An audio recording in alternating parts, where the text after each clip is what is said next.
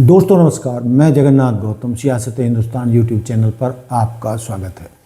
दोस्तों, जैसा कि आप जानते हैं, अगले महीने अप्रैल में राज्यसभा के चुनाव होने जा रहे हैं, जिसमें हरियाणा से 2 सीट खाली हुई हैं और उन दोनों सीटों पर सीधे सीधे तौर पर ईमानदारी से वोट डालें तो एक भाजपा के खाते में और एक कांग्रेस के सीट खाते में बड़े आराम से चली जाएगी।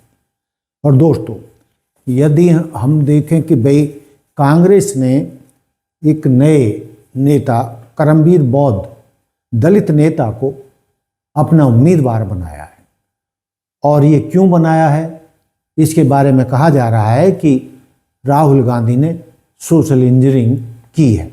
जैसा कि आप सब जानते हैं कि नेता प्रतिपक्ष भूपेंद्र सिंह हुड्डा जाट कम्युनिटी से हैं और प्रदेश कांग्रेस अध्यक्ष राव नरेंद्र सिंह पिछड़ा वर्ग ओबीसी से हैं, तो करमवीर बौद्ध दलित नेता जाटव दलित कम्युनिटी से हैं।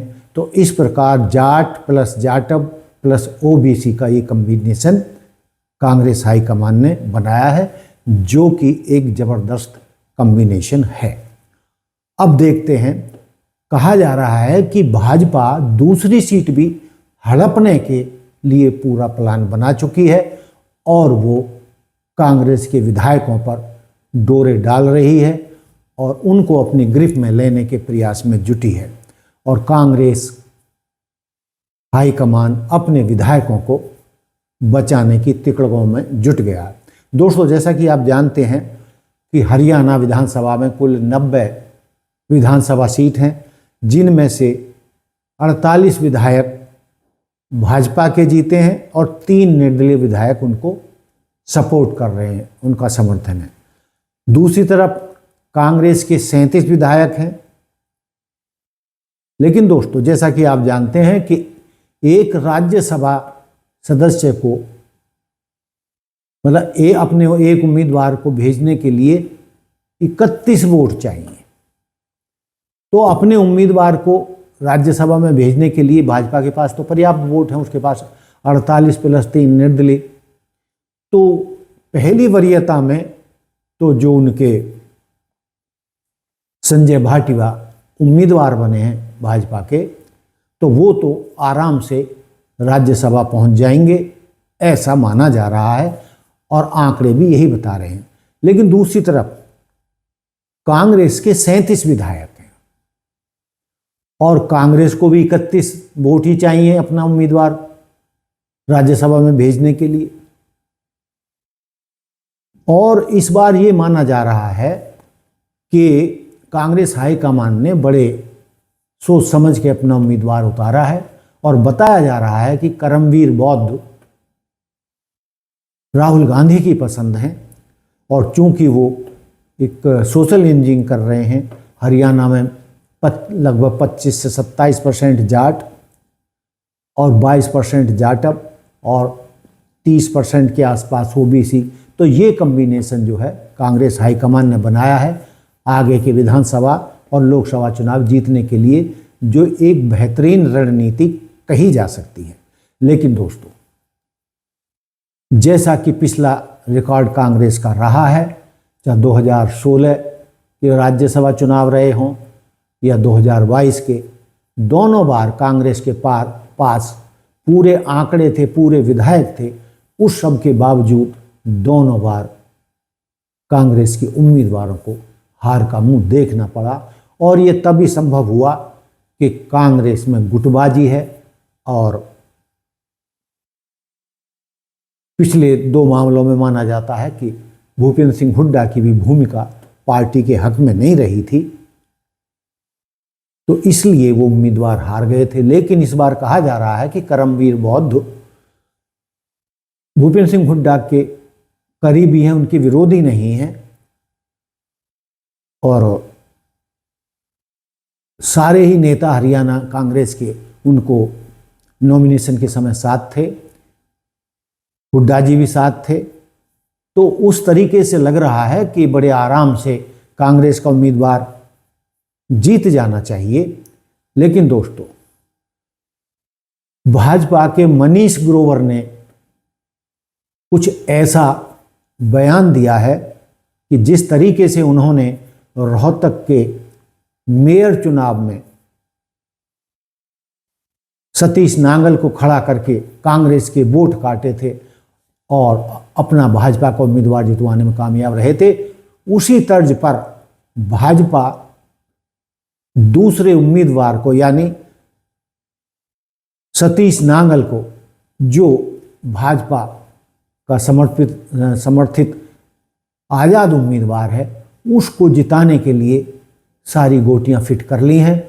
और कहा जा रहा है कि कई कांग्रेस विधायकों पर जोर डाला जा रहा है, खरीद फरोख्त की भी बात चल रही है। और आप दो लोग जानते हैं कि पूरा देश जानता है कि भाजपा के पास पैसे की कोई कमी नहीं है और 5-10 एमएलए खरीदना उसके बाएं हाथ का खेल है और करोड़ों रुपए में वो विधायकों को खरीद सकते हैं और विधायक भी बिकने के लिए तैयार होते हैं, क्योंकि सबको चाहिए पैसा।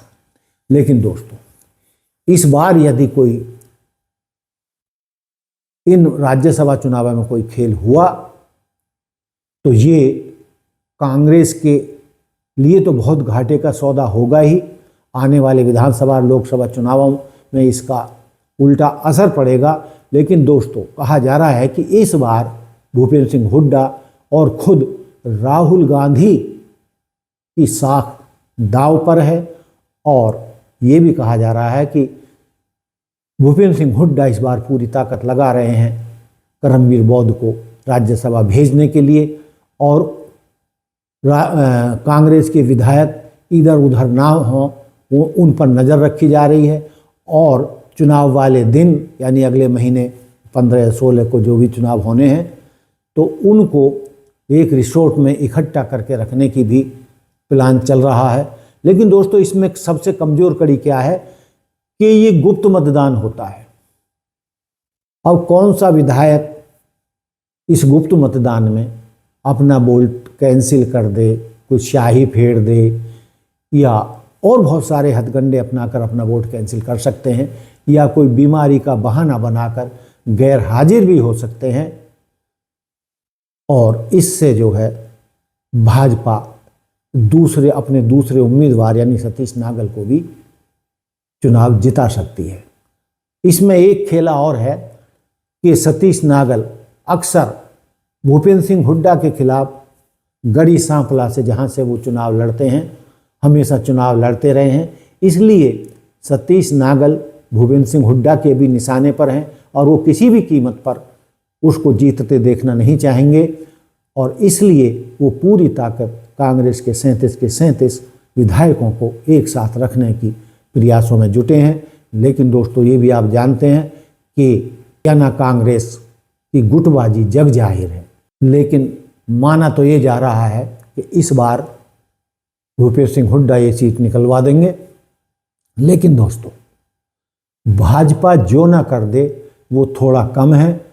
उसने यदि अपने तर्कस के छिपे हुए बाण निकाले और साम दाम दंड भेद से कांग्रेस के विधायकों को अपनी तरफ कर लिया, जैसा कि मैंने आपको पहले शुरू में बताया कि 20 वोट तो भाजपा के पास हैं सतीश नांगल के लिए, 11 वोटों से और चाहिए और वो किसी ना किसी तरीके से कांग्रेस के विधायकों को चुनावों में गैर हाजिर करके, बीमारी का बहाना करके या स्याही हुई से अपने वोट कैंसिल करा के सतीश नांगल को जिताने की फिराक में है।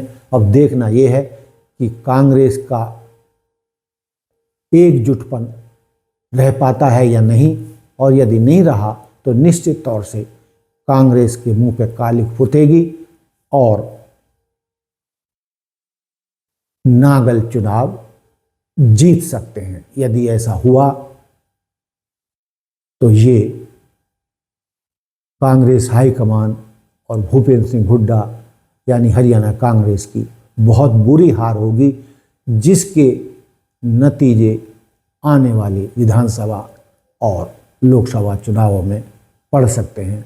तो दोस्तों, देखते रहिए सियासत हिंदुस्तान।